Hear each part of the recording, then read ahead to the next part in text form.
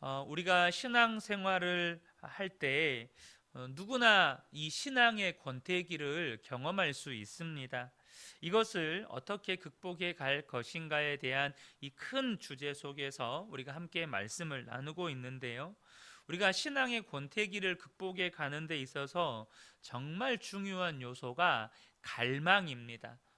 또는 갈급함이라고 표현할 수 있겠습니다. 왜 갈망이 중요하냐? 그것은 우리 주님의 성품 때문입니다. 우리 주님은 인격적인 분이시기 때문에 우리가 원하지 않으면, 다시 말해서 우리가 주님을 향해서 마음을 열지 않으면 주님은 우리 속에서 아무것도 하실 수가 없기 때문입니다. 오늘 이 시편 130편은 시편 기자의 주님을 향한 갈망을 잘 드러내 주고 있는 그런 시편입니다. 1절을 보면 여호와여 내가 깊은 곳에서 주께 부르짖었나이다, 이렇게 고백함으로 시작을 하고 있습니다. 혹시 여러분은 깊은 물에 빠져서 이렇게 죽을 뻔한 혹은 위험에 처해 본 그런 경험이 있으신가요? 사람이요, 물에 빠지면요, 살려주세요 말밖에 안 나옵니다. 그러니까 그 사람의 마음은 오직 살아야 한다라는 생각밖에 없어요. 그러니까 살려주세요, 살려주세요, 이 이야기밖에 안 나오는 거죠.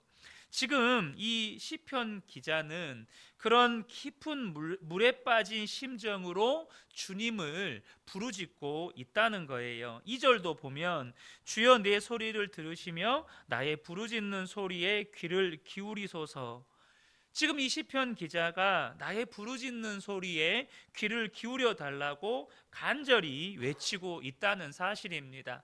당장 1절과 2절만 봐도 이 시편 기자 안에 있는 하나님을 향한 갈급함, 하나님을 향한 그 갈망을 우리는 엿볼 수가 있는 것이죠.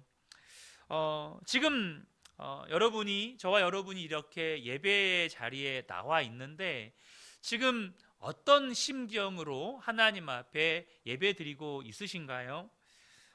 저와 여러분 안에 오늘 이 시편 130편 기자와 같은 그런 주님을 향한 갈급함, 그런 갈망이 부어지기를 축복합니다.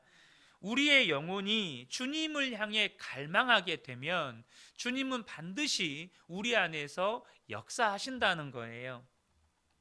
시편 기자가 이렇게 하나님을 향해서 그렇게 구원을 갈망하는 것은 죄로 인해서 큰 고통을 겪고 있었기 때문입니다. 만약 우리가요, 어떤 어려움을 겪었을 때 그것이 죄 때문이 아니고, 그러니까 죄로 인해서 하나님이 나를 징계하신 것이 아니라는 그런 분명한 확신이 있다면 사실 고난도 우리는 축복으로 여기게 됩니다. 우리가 여러분 하나님 앞에 설 때를 생각해 보십시오. 우리가 이 땅에서 대우받으면서 이 땅의 부요함, 또 안락함, 편안함만을 누리고 살다가 하나님 앞에 간 사람과 하나님을 위해서 고난과 어려움을 당하다가 하나님 앞에 간 사람, 어떤 사람이 더 복이 있겠습니까? 세상에서는 편안하고 또 소위 말해서 부요하게 사는 것이 복되다고 할지 모르겠지만 하나님을 알고 하나님의 나라를 우리가 분명하게 알고 나면 고난이 축복이라는 것을 분명하게 믿게 됩니다. 그러나 여러분, 만약에 죄 때문에 죄가 있어서 하나님께 징계를 받음으로 고난을 당하는 경우에는 사실 희망이 없습니다. 그냥 두렵기만 한 거죠. 죄가 무서운 이유가 바로 여기에 있는 것입니다. 고난을 당해도 우리가 의로운 일을 행하다가 주를 위해 살다가 고난을 당한다면 그래, 이 고난이 축복이야 라는 그런 소망과 또 하나님을 향한 믿음을 갖게 되지만 죄로 인해서 징계를 받음으로 고난을 당하게 된다면 마음의 평강도 없고 미래에 대한 소망도 없어지는 것이죠. 그런데요, 지금 시편 기자는 지금 그런 처지에서 하나님께 기도하고 있다는 거예요. 죄로 인해서 고통 중에 하나님께 기도하고 있다는 겁니다. 뭐라고 기도합니까? 2절을 다시 한번 보면 주여 내 소리를 들으시며 나의 부르짖는 소리에 귀를 기울이소서, 이렇게 지금 기도하고 있다는 것입니다. 여러분, 이게 굉장히 특별한 일이에요. 분명히 시편 기자는 이후에도 나와서 보겠지만 지금 죄로 인한 고통 가운데 있어요. 그런데 그런 죄로 인한 고통 중에 하나님 앞에 기도하는데 내 소리를 들으시고 나의 부르짖는 소리에 귀를 기울여 달라고 여러분 기도하고 있다는 겁니다. 여러분, 만약 저와 여러분이 어떤 죄로 인해서 죄값에 대한 하나님의 징계 속에 있다면 대부분의 성도들은 기도가 잘 안 되고 기도의 말문이 막힙니다. 이게 일반적이에요. 그래서 어려움에 부딪혀 있으면서도, 어떤 고통과 고난 가운데 있으면서도 기도를 하지 못하는 성도들이 의외로 많습니다. 이게 하나님의 징계인가? 이런 생각에 사로잡혀서 기도가 잘 안 나오는 거죠. 물론 오늘 본문의 시편 기자도 그런 고통스러운 심경을 하나님 앞에 고백합니다. 3절을 보면 여호와여 주께서 죄악을 지켜보실진데 주여 누가 서리이까? 그러니까 자기의 죄를 주님이 다 지켜보고 계시다는 고백입니다. 누가 하나님 앞에 설 수 있겠냐는 거예요. 그런데도 시편 기자는 하나님 앞에 외쳐 부르짖습니다. 내 소리를 들어주십시오. 나의 부르짖는 소리에 귀를 기울여 주십시오. 지금 이렇게 하나님 앞에 외치고 있다는 거예요. 왜 시편 기자는 그렇게 하나님 앞에 외칠 수 있었을까요? 바로 하나님이 용서하시는 하나님이라고 믿었기 때문입니다.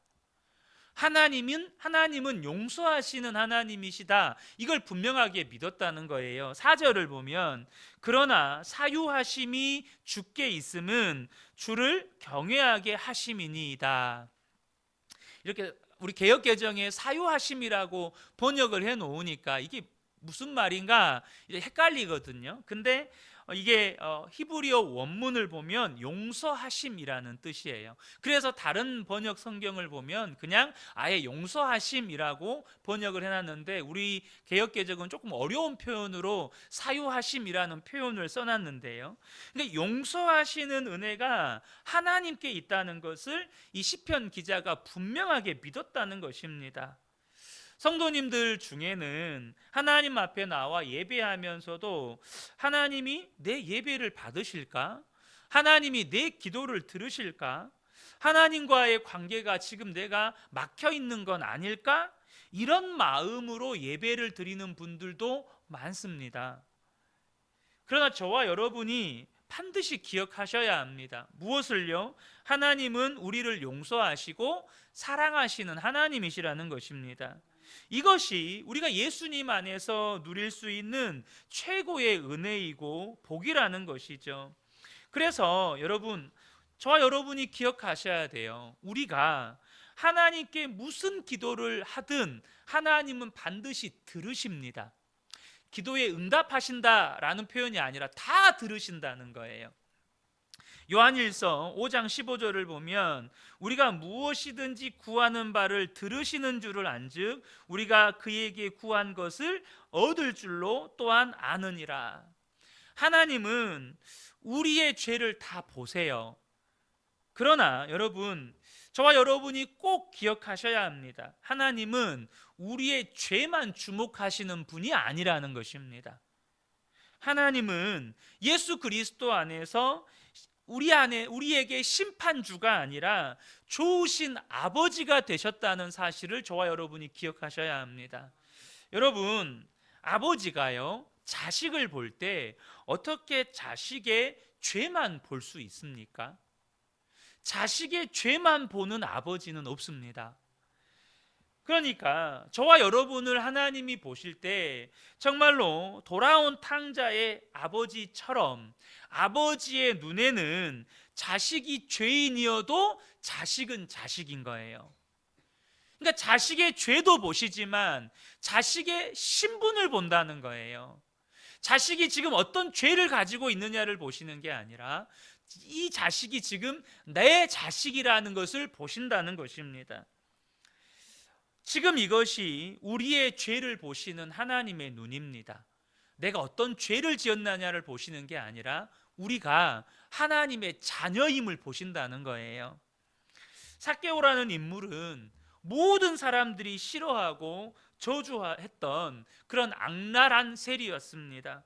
모든 사람이 죄인이라고 손가락질했던 인물이에요. 그런데 예수님은 뽕나무 위에 올라가서 자신을 지켜보고 있던 그 삭개오를 아브라함의 자손이라고 인정해 주셨습니다.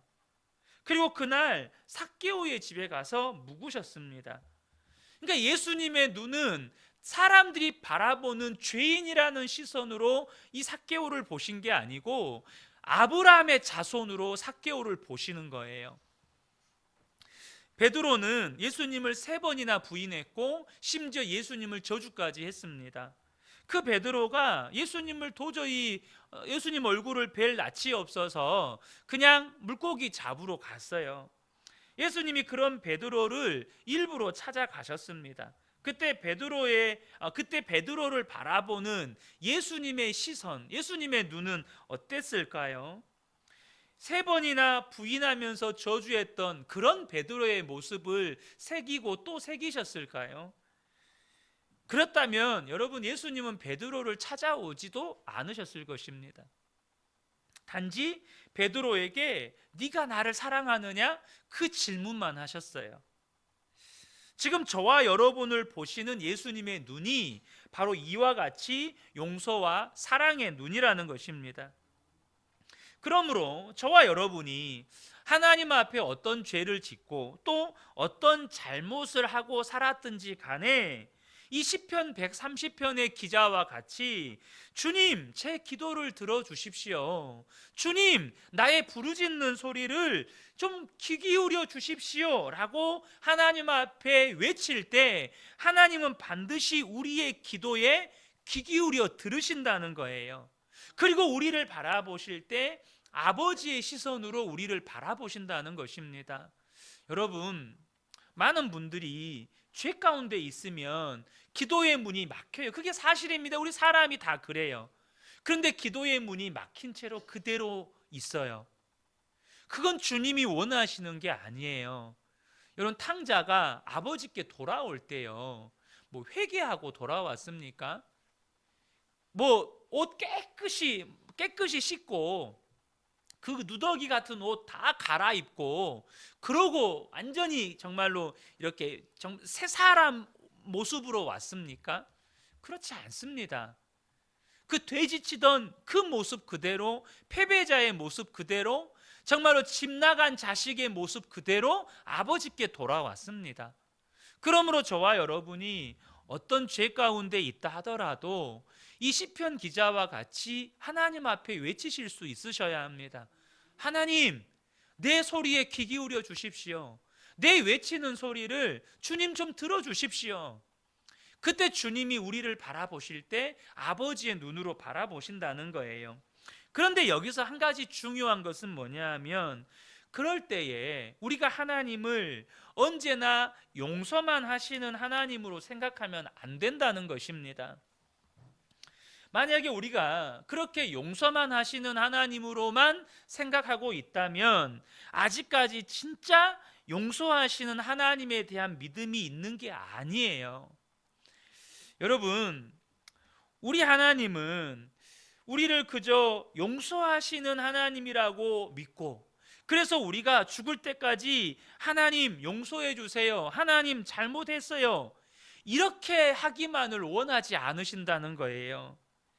만약에 하나님을 용서만 하시는 하나님으로 알고 있다면, 그렇게만 하나님을 믿고 있다면 우리는 죽을 때까지 하나님 용서해 주세요, 하나님 잘못했어요, 그런 기도만 하다가 우리의 인생을 끝마치게 됩니다.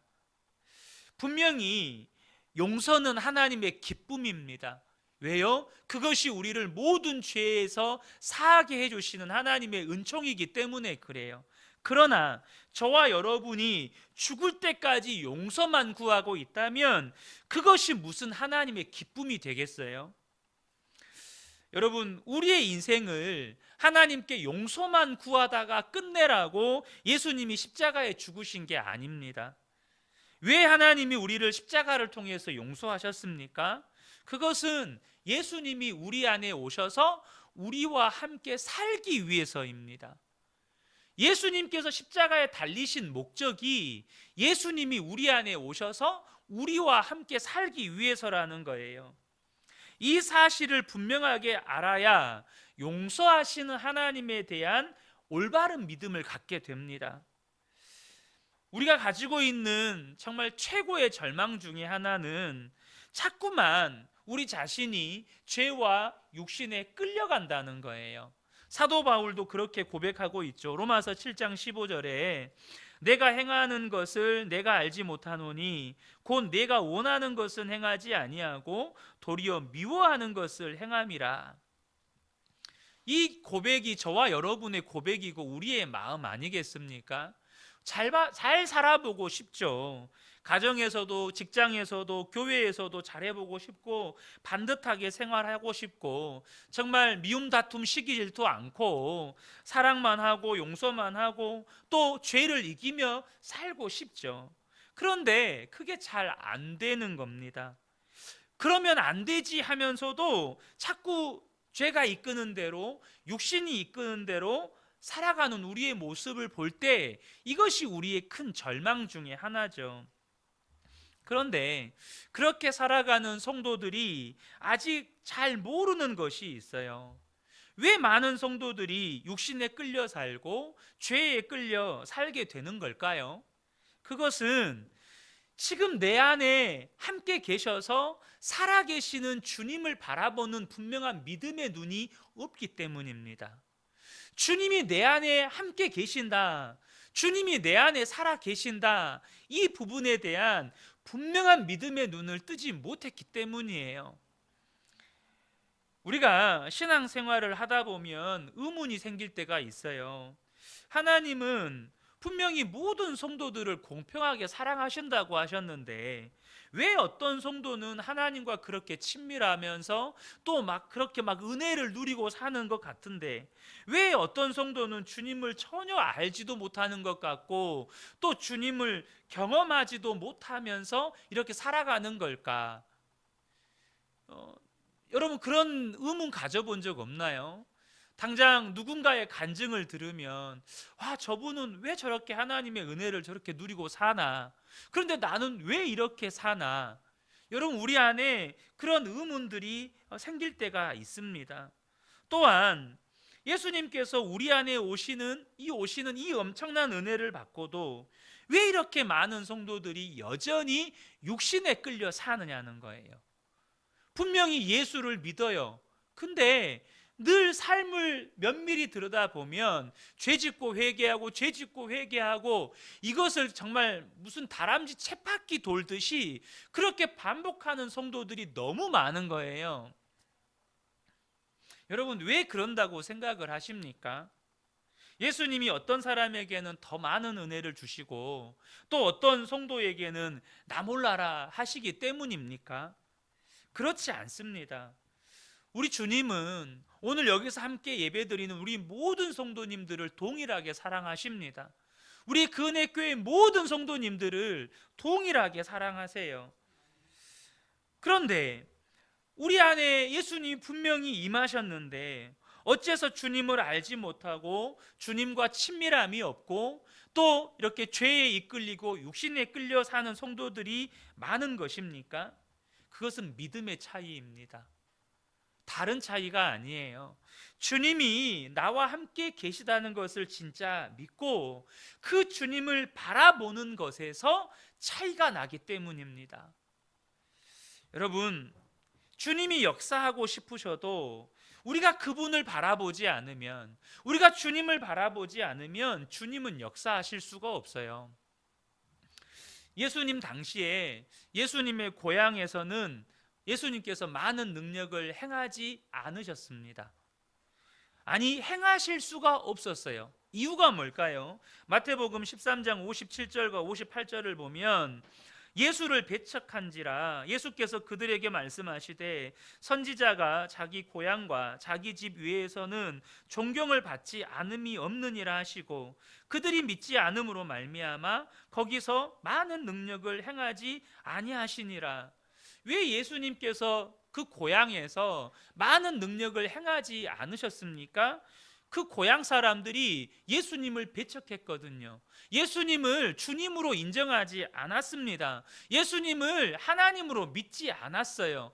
육체로 임하신 예수님을 주님으로 인정하지 않으니 주님이 그들 가운데서 역사하지 않으신 거예요. 마찬가지로 예수님은 지금 우리 안에 영으로 임하여 계십니다.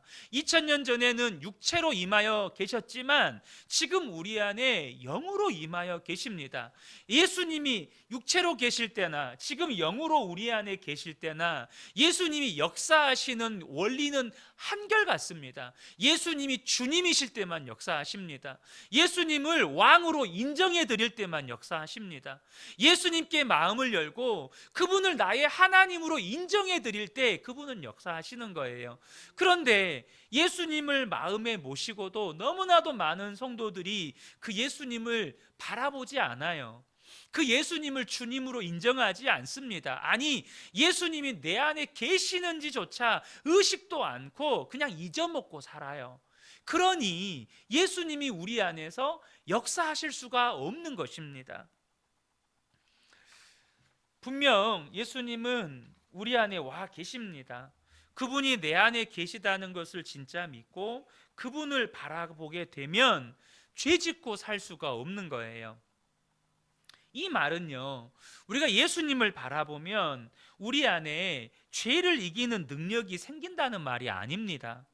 여러분, 우리가 예수님을 바라봐도 우리는 죄를 이길 능력이 없어요. 우리에게는 능력이 없습니다. 그러면 예수님을 바라볼 때 죄를 짓지 않게 된다는 말이 무슨 말입니까? 요한일서 5장 18절 하반절에 보면 하나님께로부터 나신 자가 그를 지키심에 악한 자가 그를 만지지도 못하느니라. 내게 죄를 이기는 능력이 생겨서 내가 죄를 이기는 게 아니고 내가 주님을 바라볼 때, 주님을 주님으로 인정해 드릴 때, 주님을 나의 왕으로 나의 하나님으로 인정해 드릴 때 그때 주님이 우리 안에서 역사하기 시작하신다는 거예요. 그것이 바로 주님이 나를 죄로부터 지켜주신다고 요한일서 5장 18절에는 표현하고 있는 것입니다. 그렇게 주님이 일하기 시작하실 때, 주님이 나를 지켜주기 시작하실 때 무슨 일이 일어나는 것입니까? 죄를 짓는 육신의 즐거움보다 죄를 짓는 두려움이 커지게 됩니다. 죄를 짓는 것이 견딜 수 없을 만큼 싫어지게 돼요. 왜요? 내 마음의 주님이 예수님이시니까. 내 마음의 주님이 예수님이시니까 두려움이 달라지고 기쁨이 달라지는 거예요.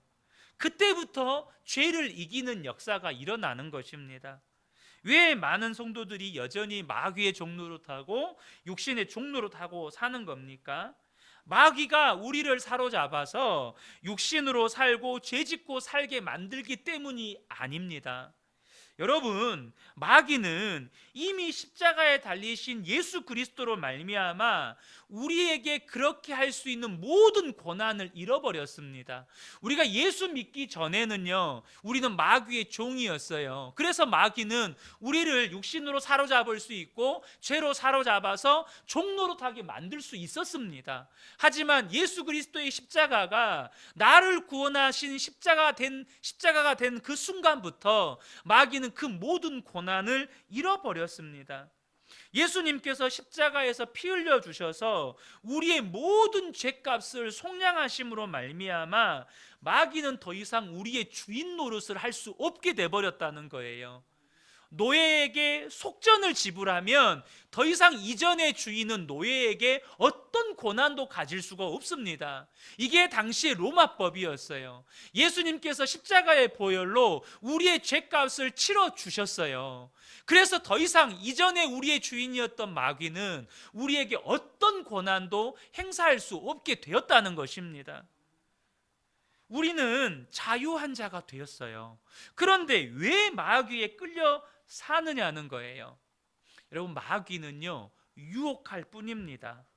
우리 스스로 마귀가 하자는 대로, 마귀가 유혹하는 대로 내 마음을 열고 마귀를 따라가니까 마귀의 종노릇 하는 것처럼 보이는 거예요.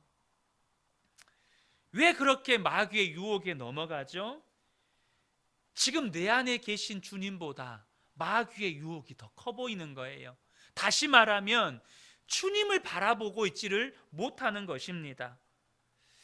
여러분, 우리가 더 경계해야 할 것은 이렇게 마귀의 유혹을 따라 살아갈 때 우리의 마음이 둔하여지고 어두워져서 하나님이 내게 말씀하셔도요, 그 말씀이 안 들려요. 혹 그 말씀이 귀로 들리게 되더라도 내 마음의 주인이 지금 마귀가 주인 노릇하고 있다 보니까 그 말씀이 안 믿어지고 그 말씀에 거부감만 생겨요. 이게 더 무서운 거죠. 하나님의 말씀을 듣는데도 안 들려요. 하나님의 말씀을 듣는데 오히려 거부감이 생기고 불신앙이 생기는 거예요. 그러나 저와 여러분이 꼭 기억하셔야 합니다. 주님을 바라볼 때, 주님을 갈망할 때 주님은 반드시 역사하십니다. 그래서 요한 사도가 요한일서 5장 18절 앞부분에서 담대하게 이렇게 선언하는 거예요. 하나님께로부터 난 자는 다 범죄하지 아니하는 줄을 우리가 아노라. 이것을 담대하게 선언하는 거예요. 주님을 바라보는 자, 정말로 날마다 주님을 믿음으로 바라보는 자들은 정말로 이제는 범죄하지 않는 은혜의 역사를 경험하게 된다는 것입니다. 정말로 믿어지지 않는 말씀이죠. 그래서 실제로 이 말씀을 문자 그대로의 의미를 부정하는 신학자들도 있을 정도예요. 그러나 여러분, 이 말씀은 예수 그리스도께서 내 안에 계시는 것이 정말 믿어질 때 그 주님을 정말로 믿음으로 바라보는 자에게 반드시 이루어지는 말씀입니다. 시편 기자가 오늘 본문에서 주님을 갈망하는데요, 그가 갈망하는 건 단지 주님께 죄 용서해 달라는 것이 전부가 아닙니다. 시편 기자가 정말 원하는 게 있었어요. 그게 뭐냐면 바로 주님이었습니다. 5절을 보면 나 곧 내 영혼은 여호와를 기다리며 나는 주의 말씀을 바라는도다. 그렇게 죄 가운데 있으면서도 하나님께 지금 그가 부르짖어요. 그렇게 부르짖으면서 하나님 앞에 간절히 외쳐요. 뭘 간절히 외치는 겁니까? 주님, 내 영혼이 주님을 기다리고 나는 주의 말씀을 간절히 바라보고 있습니다. 그렇게 지금 외치고 있습니다. 시편 기자가 갈망하는 건 바로 예수 그리스도 곧 주님이셨다는 거예요. 어느 정도로 갈망했느냐? 이 전쟁에서 보초를 서는 병사에게 밤이 얼마나 무섭습니까? 지금 팔레스타인의 가자 지구에 있는 일반 이 팔레스타인 백성들은 정말 밤이 더 무서울 거예요. 어디로 폭격이 떨어질지 모르니까. 얼마 전에 어젠가요 그젠가요 병원으로 폭격이 떨어져서 500명이 죽었다는 뉴스를 이렇게 본 적이 있습니다. 얼마나 지금 두렵고 떨리게 했어요. 이런 이 병사가 전쟁 중에 한밤에 뭘 가장 갈망하겠어요? 보초를 쓸 때요. 그것은 어둠 속에서 언제 적군이 달려올지 모르니까 빨리 하루빨리가 아니죠. 정말 빨리 아침이 밝아오기를 간절히 바라는 거예요. 아침이 오기를. 그런데 오늘 이 시편 기자는 이 보초를 서는 병사가 아침이 밝아오기를 바라는 것보다 더 간절히 주님을 갈망한다고 고백합니다. 6절인데요. 파수꾼이 아침을 기다림보다 내 영혼이 주를 더 기다리니 참으로 파수꾼이 아침을 기다림보다 더하도다. 얼마나 이 시편 130편의 기자가 주님을 갈망하는지를 보여주고 있는 대목입니다. 다윗이 밧세바와 간음하고 하나님께 무서운 책망을 듣잖아요. 그때 다윗은 신하들이 보는 앞에서 무릎을 꿇고 통에 자복하며 회개를 했습니다. 왕의 채통, 왕의 자존심 더 이상 다윗에게 중요하지 않았습니다. 다윗이 원했던 것은 딱 하나밖에 없었어요. 그것은 주님이었습니다. 시편 51편 유명한 다윗의 회개의 시죠. 8절과 11절을 보면 내게 즐겁고 기쁜 소리를 들려주시사 주께서 꺾으신 뼈들도 즐거워하게 하소서. 나를 주 앞에서 쫓아내지 마시며 주의 성령을 내게서 거두지 마소서. 이 고백이 무슨 고백입니까? 주님의 징계를 받고 내 뼈가 꺾어져도 좋으니 주님의 말씀을 들려주십시오. 주님, 내가 어떤 처지에 있어도 좋으니 주의 성령만은 내게서 떠나지 말아 주십시오. 그렇게 주의 말씀 듣기를 원했고 주의 성령이 떠나지 않기를 간절히 구하는 다윗의 갈망은 오직 한 가지, 주님이었습니다. 다윗이 무엇이 진짜 복인지를 알았던 것이죠. 여러분, 저와 여러분이 신앙생활을 하면서 어느 순간 나도 모르게 신앙의 침체기에 접어들고 또 권태기에 우리가 있는 모습을 보아요. 그때 저와 여러분이 그것을 극복하고 돌파하려면 우리 안에 이 다윗과 같이 또 시편 130편의 기자와 같이 주님을 향한 영적인 갈급함, 영혼의 갈망이 있어야 한다는 것입니다. 이 땅에서 부자 되고 성공하고 잘 먹고 잘 사는 것만 바라고 있다면 그분은 아직도 우리 지난주에 표현으로 한다면 아직도 천박한 신앙을 가지고 있는 거예요. 너무나도 진짜를 모르고 있는 것입니다. 시편 기자가 이렇게 죄로 말미암은 끔찍한 고통의 시간을 겪어보고 나니까 이제는 매사에 주님의 인도를 받는 것이 최고의 지혜임을 깨닫습니다. 그래서 7절에 이런 고백을 합니다. 이스라엘아, 여호와를 바랄지어다. 특별히 사랑하는 성도 여러분, 우리가요 하나님의 인도함을 받을 때 모든 분야에서 인도함을 받아야죠. 그런데 특별히 저와 여러분이 기도에서부터 하나님의 인도하심을 받으시기를 축복합니다. 많은 성도들이 기도할 때요 자기의 믿음만큼 기도합니다. 그런데 이 믿음만큼이라는 말이 참 묘한 말이에요. 어떤 사람은 예수 믿고 이 땅에서 잘 되고 성공하고 복 받는 것이 그분의 믿음입니다. 그래서 만왕의 왕이시고 만물을 다스리시는 창조주 하나님을 믿으면서도 그분께 드리는 기도가 주님 이거 주세요, 주님 저것도 주세요, 주님 잘 되게 해주세요. 이 기도의 수준에서 벗어나지를 못합니다. 그런데 어떤 분의 기도는요 나라와 민족을 위해서 기도하고 세계와 열방을 위해서 기도하고 나와 아무런 상관이 없는 저 팔레스타인, 이스라엘, 우크라이나 혹은 아프가니스탄 그곳에 죽어가는 영혼들을 위해서 기도하는데 눈물을 흘리며 기도를 합니다. 어떤 분은 기도를 하는데 이 땅에서 잘 먹고 잘 사는 것만을 놓고 기도하고 어떤 분은 기도를 하는데 세계와 열방을 위해서 기도합니다. 무슨 차이일까요? 믿음의 차이입니다.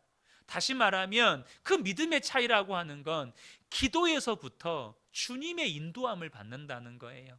기도의 주권이 주님께 있음을 믿는 거예요. 내가 원하는 기도를 하는 게 아니라 주님이 원하시는 기도를 하고 있다는 것이죠. 여러분, 기도뿐만 아니라 우리의 가정생활, 직장생활, 교회생활, 자녀 문제, 재정 문제, 삶의 모든 영역에서 우리는 주님의 인도하심을 받아야 합니다. 그러려면 이 시편 130편의 기자의 고백처럼 이스라엘아 여호와를 바랄지어다. 날마다 모든 순간마다 주님을 바라고 주님을 바라보아야 한다는 것이죠. 많은 성도님들이 하나님과의 친밀함에서 어떤 벽을 느낍니다. 혹시 여러분 중에도 아직 주님과의 친밀함에서 그런 벽을 느끼고 계시다면 이제는 이 시편 130편 기자와 같은 영혼의 갈망, 주님을 향한 갈급함이 회복되기를 축복합니다.